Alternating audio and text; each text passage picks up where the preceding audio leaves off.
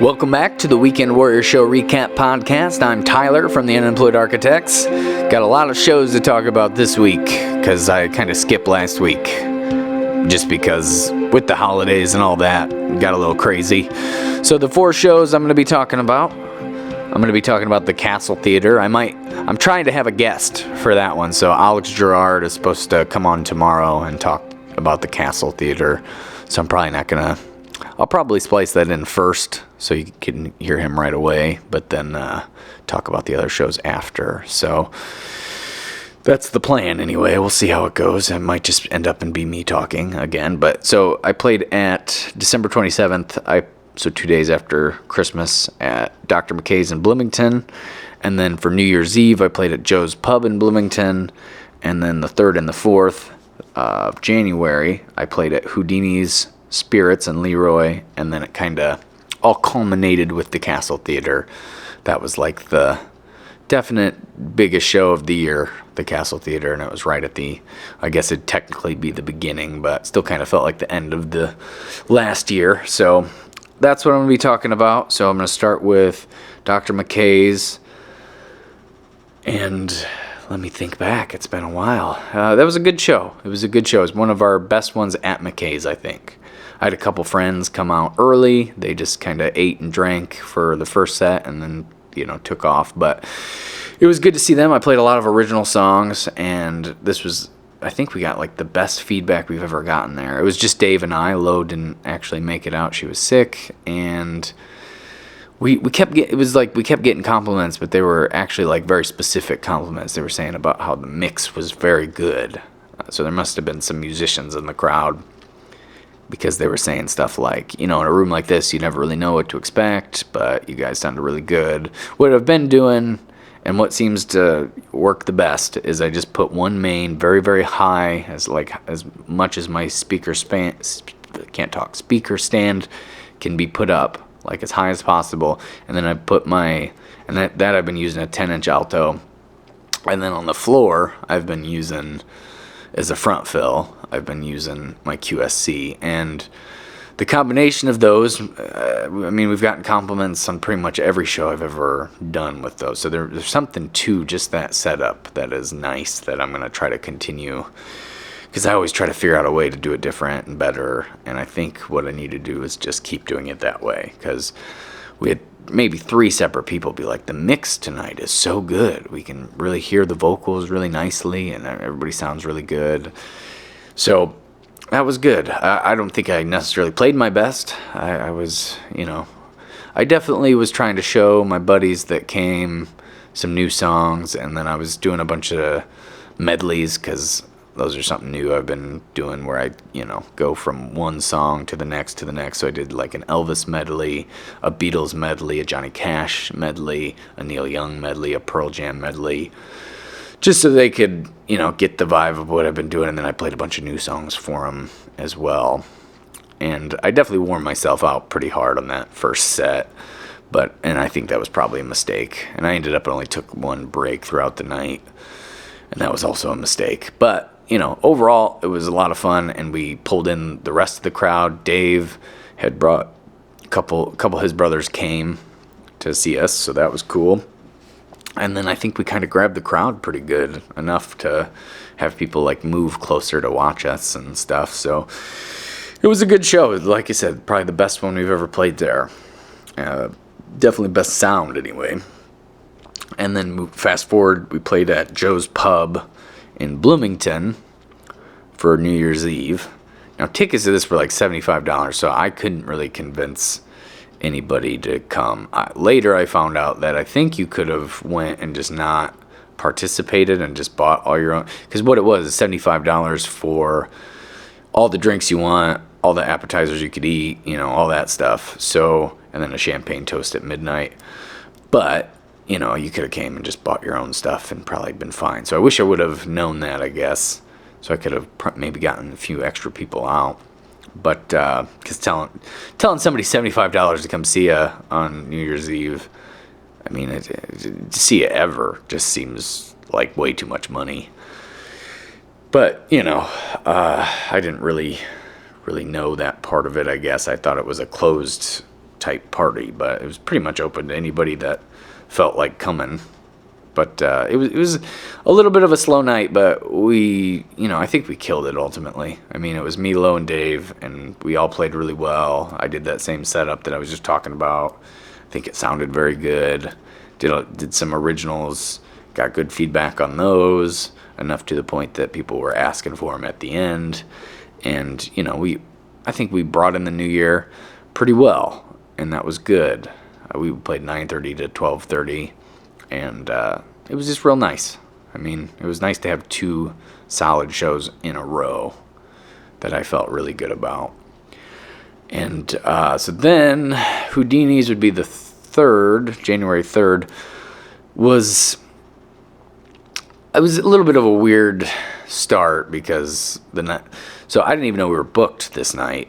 Apparently Dawn, the person who books there, had kind of put us down but didn't confirm it ever with us, because I mentioned that we had that date open and was trying to fill it, and I could always use extra money. So when she said that, I was like, yeah, let's do it. And then we booked it like 2 days before, and then she booked me messaged me the next night and said that, I have this guy who wants to play before you guys, and he's gonna play 6 to 7:30. Now, I'm all for that all the time, having other bands play, but it was it made us start later ultimately. That was the only negative, was if it would have been 6 to 7, and then, because he brought all his own PA gear, so he had to tear everything down. I like to at least have an hour to get everything set up, so we probably didn't start till 8:30. The guy was great. I mean, he was a good musician, good singer, but it was, just pushed everything back a little bit, and I ended up and had to work that day, so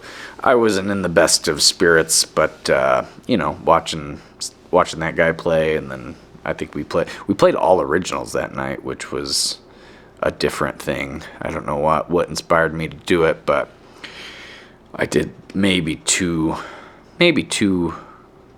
covers the whole night. Steve Baker was the name of the guy who opened, and like I said, he was really good. It was just kind of a last minute thing, and it was fine. I mean, he came up and sang some songs with us, and we did the same with him, like on our break. And it sounds like we're probably going to end up and have him open for us again, but I'll probably just have him use our gear, so that way, we won't have to overlap on the tearing down and setting up. It's just too much gear to bring to one spot. But anyway, so yeah, it was good once we got there and got going. And like I said, he was good and fun to watch, and got us excited about playing. And we, I think we did pretty good. A lot of good feedback there as well. And it took us a while, though, because we were playing all original songs besides Lowe's tunes. And then I ended up and did a couple covers for a birthday. I did Shut Up and Dance and Hound Dog, just to, make it more danceable. But a lot of people there were giving us good feedback and saying nice things, so that was fun. And then the culmination. So I'll talk a little bit about the castle, but you probably heard a little bit about it earlier if Alex does come through and talk with me about it. But so for me, this is kind of my experience, is we had sound check. It was a 4-band bill, and those are always a little bit of a, just a cluster of, I don't know, madness, I guess. Cluster of madness. It's never super organized, and it's always just trying to, get everybody changed over and sounding just good enough. It's not really about, making everything sound amazing. It's about making everything just okay. And so we had our sound check. Everything was running way behind. We got everything set up, and we weren't the biggest band, but we were maybe the second or third biggest band. And this was Henhouse Prowler, Chicago Farmer, us, and No Robot with The Legend of Levi. And it was a celebration of life for Zach, a guy named Zach that our conga player knew really well. I never really met him, but since they were such good friends, they asked us to play, which was super nice. And it's just a different kind of show, having that many people, that many bands. The first band, No Robot, which Alex is actually in, is actually in is a 7-piece band. So I mean, trying to get everybody sound checked and started on time is always hard, even when it's one band. So having that many was pretty crazy. And at sound check, I just like was prepared for it not to go well, because I trying out my in-ears, and I don't know, it just sounded funny, not exactly right. So, but I was like, oh, it's only a half hour, so if it sounds bad, it's not the end of the world. At least it'll be fun. I'll get to see Chicago Farmer play, and all the other bands play, and I hadn't seen Chicago Farmer in a while, and he's always amazing, so that was good. Henhouse Prowlers were set when we got in there to like load our stuff. They were just doing completely unplugged kind of warm-up songs, and their harmonies were just so good, just filled the whole room, because it was an empty theater.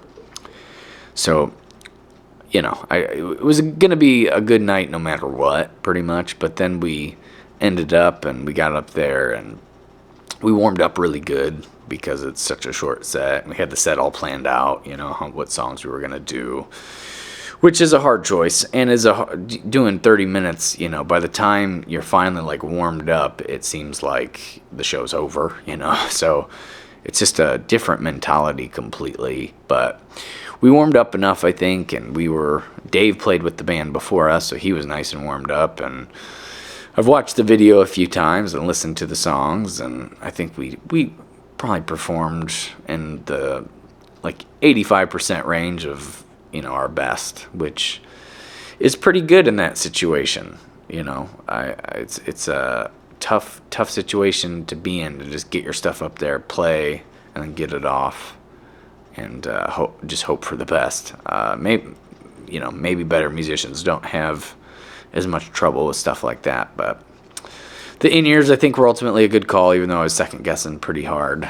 But after listening to the videos a couple times and the audio, and I'm mostly sang in key, and the stuff that I wasn't, was probably more because I was out of breath from doing the foot drums than actually like, me just singing poorly. So, and I cut myself quite a bit of slack, I think. I hope most people do when I'm playing the foot drums, because that's a lot of breath control and singing and stuff. But and I think Dave and Lo both sang and played really well, and it was a good night. It was maybe 200 people in the crowd, and we haven't played in front of that many people in a long time. So definitely the biggest crowd we had played for in the year, for sure. But maybe like 5 years. I don't know. It was an amazing event to be part of, and I don't like when we were there. It's like I don't really even feel like I belong on this bill really with these other people, because they're so good, and they're just completely different vibes than what we do. Not in a bad way, just a different way. So super grateful to get a chance to sound pretty decent in front of that many people. I'm hoping we got some new followers and and it's kind of like I feel like the crowd that was there are like music consumers. Like they really like to go to festivals, they really like to go out to shows, they really like to listen to music. So hoping that that kind of translates to maybe some better shows and some good shows for the coming year. I'm hoping, but we'll see. And if not, it was an awesome experience, and we got almost a full video from start to finish of the set, and I think we played fairly well. So I was showing my old drummer, who Big D, Derek Griffin. He lives out in Las Vegas now, but I was showing him because they archived the audio, and so he was like, oh, they have our last show we played at the castle there too. And I listened to it, and it was god awful. And I remember that show so distinctly. It was one of my least favorite shows I've ever done. I definitely equate it to bombing as a comedian. It just felt like the worst thing I'd ever done. It made me question pretty much every choice I've made. We played it 3-piece, and there were some not bad songs in it, but the sound check was terrible. Everything was way too loud. I couldn't, I wasn't as specific as I think it was 2014 wasn't as specific. I had been gagging, which is a whole nother story for a different day, where, it was a period of my life where I wasn't practicing as much as I should because I was having health issues. So just, a lot of excuses for why it sounded bad, but I probably a lot of it was just I wasn't practicing as much as I should have, and I should have been more conscious in sound check, more on top of it. It was just way too loud. And, listening back to that, it was just like, ew. That was the main thought I had, was gross. But also it was nice to hear the difference, The band back then actually was really tight. Like my guitar playing, Kev's bass, I played some keys, and Big D played drums. Everything on that front sounded really good, but I just could not hear my voice. Everything was so loud that, like, at a certain point of amplitude, I think you just can't distinguish what note you're even supposed to. And then you're like pushing harder to hear yourself more, but then the thing I noticed was I was just sharp on pretty much every song. Like, there were some songs that I got out okay, but there were still spots where I was going sharp on everything. And then, like, the last few songs were just terrible. I'm, like, embarrassed that those are even up anywhere that anybody could find it. I'm not going to even say where. But anyway, so it was good. It was good to have that comparison, to be like, we definitely upped our game for this, and we did, I think, a lot better than we did then, even though, different lineup of people. So really, it's just I did a lot better than I did at that show. I think everybody else did good as well. And for both shows, really. The band I played with in 2014, they were pretty tight. And then the group I played with, Lo and Dave, on January 4th for the one recently, I feel like everybody was pretty tight. So yeah, that was definitely the biggest, probably most fun show of the year, and I hope to have many more. But anyway, so those are the shows that I haven't talked about yet. Gonna be at PK Uncorked this Saturday, so I don't have a show Friday, which is a rare event for me. In Pontiac, so that'll be what I'm talking about next week. So anybody who took the time to listen, as always, I appreciate you, and I'll be talking to you probably next week, or I might skip this week just because I only have the one show to talk about, so I might wait till next week and then I'll have a couple, but we'll see how it kind of plays out. But anyway, thanks for listening. Have a good rest of your week. I'll talk to you pretty quick. All right, bye.